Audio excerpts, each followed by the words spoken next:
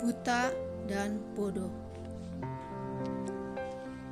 Bacaan dari Injil Matius bab 23 ayat 13 sampai 23. Celakalah kamu, hai orang-orang ahli Taurat dan orang-orang Farisi.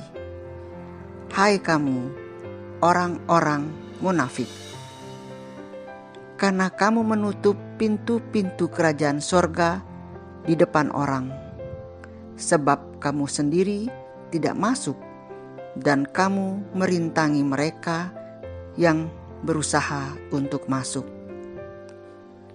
Celakalah kamu, hai ahli-ahli Taurat dan orang-orang Farisi. Hai kamu, orang-orang munafik, sebab kamu menelan rumah-rumah janda, sedang kamu mengelabui mata orang dengan doa yang panjang-panjang. Sebab itu, kamu pasti akan menerima hukuman yang lebih berat. Celakalah kamu, hai ahli-ahli Taurat dan orang-orang Farisi. Hai kamu, orang-orang munafik, sebab kamu mengarungi lautan dan menjelajah daratan untuk menobatkan satu orang saja menjadi penganut agamamu, dan sesudah ia bertobat, kamu menjadikan dia orang neraka yang 2 kali lebih jahat daripada kamu sendiri. Celakalah kamu, hai pemimpin-pemimpin buta, yang berkata, bersumpah demi bait suci. Sumpah itu tidak sah, tetapi bersumpah demi emas, bait suci. Sumpah itu mengikat.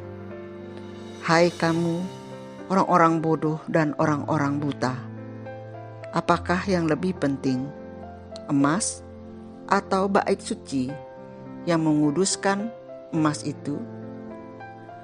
Bersumpah demi mezbah, sumpah itu tidak sah, tetapi bersumpah demi persembahan yang ada di atasnya, sumpah itu mengikat.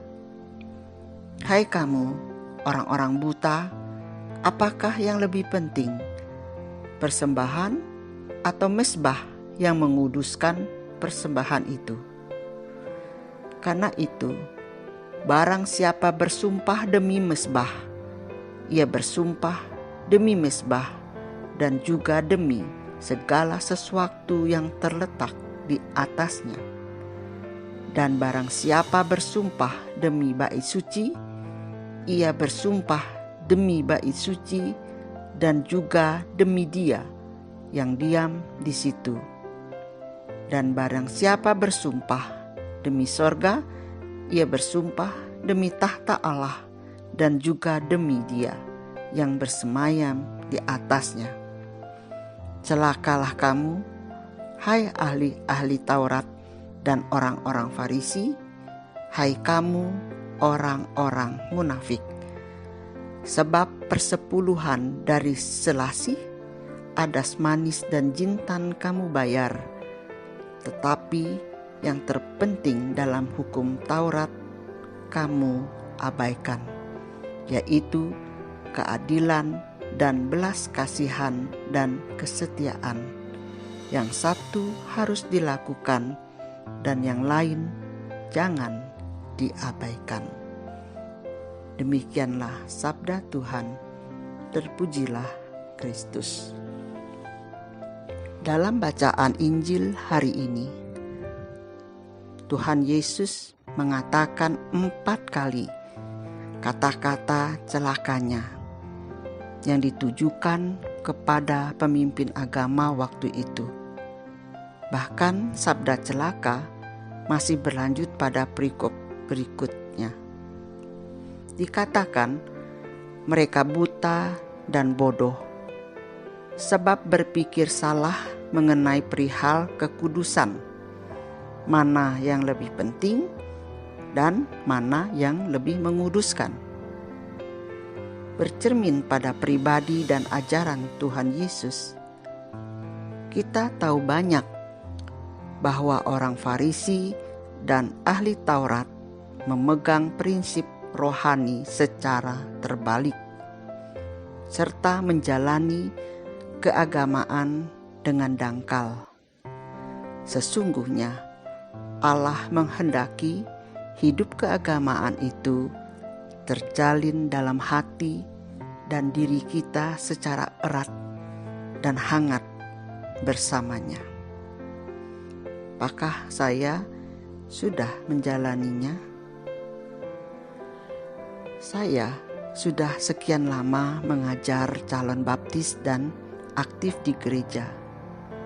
Ketika membaca firman hari ini, sewaktu Tuhan memarahi orang Farisi dan ahli Taurat dengan keras, "Celakalah kamu, hai orang-orang bodoh dan orang-orang buta." Saya berpikir, apakah saya termasuk orang-orang itu? Seorang munafik dan suka pamer keakraban dengan Tuhan. Seakan saya sangat akrab dengannya karena aktivitas gereja saya. Dalam aktivitas gereja, kita sebenarnya tidak luput dari kekurangan. Apalagi bila sudah merasa hebat dan dekat padanya, lalu menjadi sombong. Bisa jadi kitalah termasuk orang-orang yang Tuhan marahi tadi. Atau mungkin kita menjadi pemimpin yang buta, hanya melihat satu sisi, yaitu membela kepentingan diri sendiri. Cara kepemimpinan rohani orang-orang Farisi dan ahli Taurat yang sangat buruk. Bukan saja mereka sendiri tidak masuk bagian surga, tetapi menjadi penghalang dan batu sandungan bagi orang lain untuk masuk ke kerajaan surga. Seorang pemimpin rohani yang sejati tidak memusatkan pikiran dan tenaganya pada hal-hal lahiriah, tetapi lebih ke hati, relasi yang erat dan membangun hubungan yang baik dengan Allah, membawa semua kegiatan keagamaan dengan kejujuran dan kesadaran penuh. Marilah berdoa. Ya Allah, tuntunlah hamba-Mu yang buta ini. Berilah cahaya ke dalam hati dan jiwaku, agar bisa dengan jelas melihat semua rencana dan kehendak-Mu atas hamba-Mu ini. Amin.